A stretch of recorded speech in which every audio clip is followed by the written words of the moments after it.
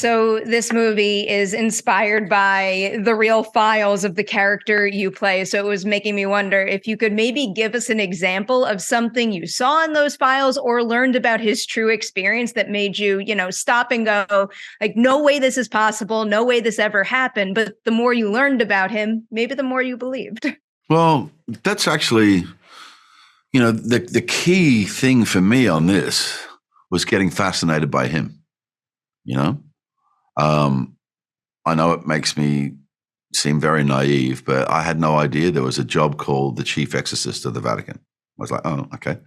I thought it was something that somebody had made up, and then I looked it up and realized it was real. And then, just tracking back through Father Amorth's life. And it's a fantastic journey. It's a fascinating journey. We allude to it a lot in the movie. There's sequences where, we go through his journey because, you're talking about a young boy who grows up in Modena in Italy, which is also where Ferrari comes from, which is why there's a couple of Ferrari references. He wears red socks under his cassock and he has a Ferrari sticker on his Lambretta motor scooter. But, at the age of 17, he travels to Rome. He believes he's had a calling to serve God, and he gets to Rome, talks to priests, and the priest says, "You're too young." So basically sends him back home. Come back when you have more experience. So now you find this kid, he goes back to Modena. It's 1942. The Second World War is raging. And this young man who believes he's had a calling to serve God finds himself with a gun in his hand and he's shooting to kill. Goes through his war experiences, comes out of those war experiences and goes into law school, gets his law degree, then starts working as a journalist. Goes back to the same priest he'd seen a decade earlier and says, "I still have this calling." And the priest this time says, "Well, that's perfect because now you've lived some life and you've got something to teach." And, so he goes into theology school, comes out of it, starts working with the Paulists, and that order is all about communication. So he produces radio, he produces television. He starts writing hundreds and hundreds of articles for intra-church magazines. And deep into his life, the age of 60, he's tapped on the shoulder by a priest he didn't know very well called Father Candido. And Father Candido was the chief exorcist for the Vatican. And he says, "Gabriele, you have to take over from me." And this is like, it just came out of the blue for him. He had no association to that part of the church, but then 36 years as chief exorcist for the Vatican, 12 books documenting his personal experiences. Now, I began to believe in Father Amorth through reading about his life experiences. So by extension, if he's written it down in a book, he didn't make it up. So there it is. I'm going to wind up going down that rabbit hole after this and reading some of that. I did it with the Conjuring movies and the Warrens, and it's going to happen again. I feel it. Got to. The first book, or the first two books, really, right? I mean, if they don't shake your foundations, nothing will, but it's definitely worth looking into. That's the kind of stuff I like. Well, bringing up shaking someone's foundations, there's a lot of qualities in him in the movie that say the opposite, where no matter how much darkness he goes through, he always has this lightheartedness and levity to him. When you're playing a character like that who deals with so much but can keep things light, where do you think that's coming from in him? Well, the result of that deep dive that I did, it distilled down to two things for me. There's a purity of his faith. His belief is unquestionable, right?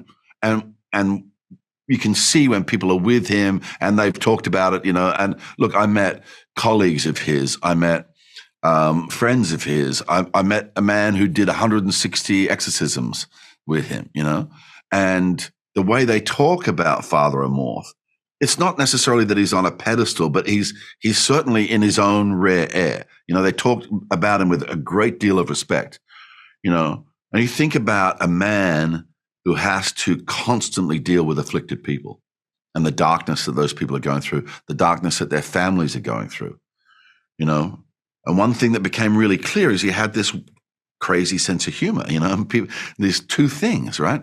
Purity of faith and a sense of humor. If you're facing that kind of darkness, constantly on behalf of other people. If you're the man reaching into somebody who's in trouble, trying to bring them to the light, then the purity of your faith and a sense of humor, that's got to be the best sword and shield that you can have in terms of protecting yourself, in that moment. I think one of the things he talks about it quite a lot in the books, he says the devil doesn't have a sense of humor. The devil hates jokes, but the one thing that the devil looks for is the people who, instead of jeering directly at the devil, jeer at the concept of a devil.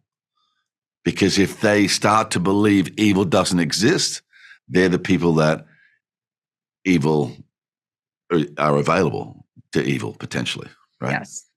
Before they kick me out of here, I have to look ahead a little because we got a lot of people out there that read our site that are really looking forward to the Gladiator sequel. And I know you're not in the movie, but I've heard you say that you've been kept in the loop on development. So now from the perspective... No, I haven't. Oh, I'm sorry. I've never said that. Okay. Well, I mean, in that case, you're still in the audience perspective now, watching that movie come together. Is there anything that you, as a key part of the original film, are hoping to see in another installment of that now film series? I don't really know where they're going to go with it. I'm sure that there's been things on Ridley's mind for the last 24 years that he thinks he can probably do better or something. I think that's one of the positives about it for sure, that it is Ridley, because he's going to want to go back into that world and create something the same level of spectacle as the first one, I mean, look, the only thing that I really feel about it is slightly jealous, because that was I was a much younger man, obviously, and it was a huge experience in my life. And, it's something that, it changed my life, really. Changed the way people regarded me and what I do for a living. And, I've been very lucky to be involved in lots of big movies, but, the legs on that film are incredible. Here it is, it's 2023, and we made that film in 1999. I guarantee you somewhere around the world tonight, Gladiator is going to be showing on primetime TV. And you don't always get that kind of longevity with every film you do. So it's obviously, holds a special place in my heart. Not do better, build upon. That's the key. I look forward to see what they're doing on that. Huge congratulations on The Pope's Exorcist, and thank you for your time today. Thank you very much.